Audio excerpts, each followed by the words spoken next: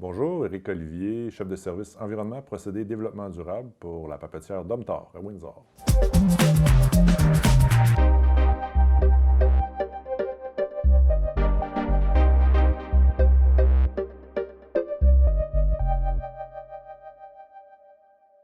Donc aujourd'hui, je vous parle de la circularité dans la gestion des résidus papetiers à notre usine.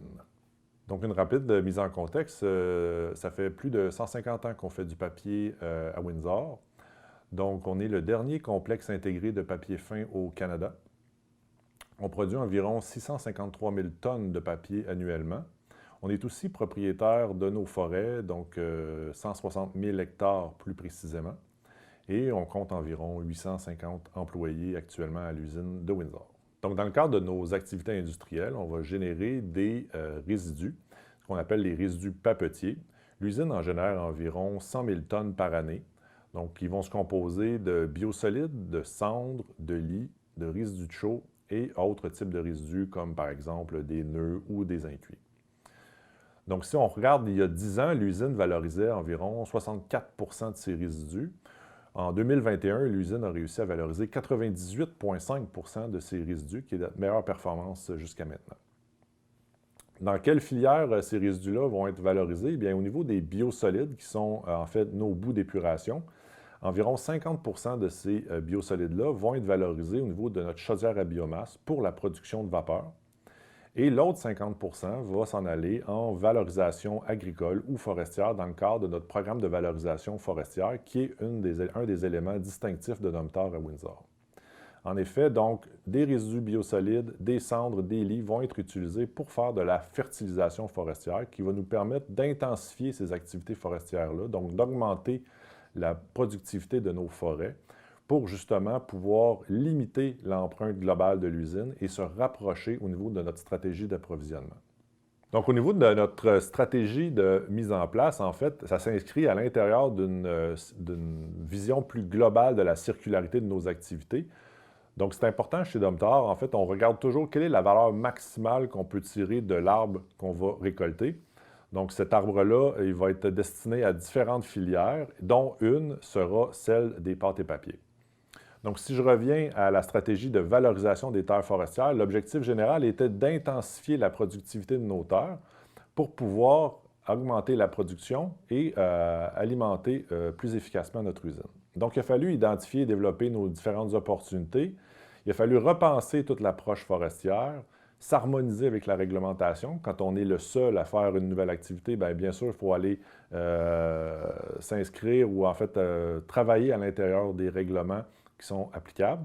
Dans notre cas, la réglementation était un peu à la rencontre de la réglementation applicable au milieu agricole ainsi qu'au milieu forestier.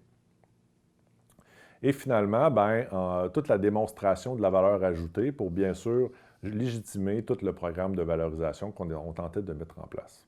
Les défis qui ont été rencontrés pour la mise en place de notre programme de valorisation forestière, tout d'abord les équipements. Comme on l'a dit, c'était une nouvelle activité. On est les seuls à le faire au Québec. Il a fallu, d'une part, cibler les équipements dont on avait besoin et faire la création ou la modification de ces équipements-là, donc qui sont en fait un hybride entre des équipements agricoles et des équipements forestiers. Il a fallu, bien sûr, comme je l'ai déjà mentionné, s'arrimer à la réglementation, donc autant celle qui s'applique à l'utilisation des matières résiduelles fertilisantes, la réglementation des milieux humides, de la ligne des hautes eaux ou toutes les autres qui peuvent avoir un impact sur le programme de valorisation. Bien sûr, formaliser les réseaux de distribution, de transport, la stratégie de la gestion et toujours, encore une fois, s'assurer que tout ce programme-là était rentable pour les activités de l'usine. Donc, comment on arrive à faire ça? En fait, c'est en internalisant l'ensemble des coûts totaux.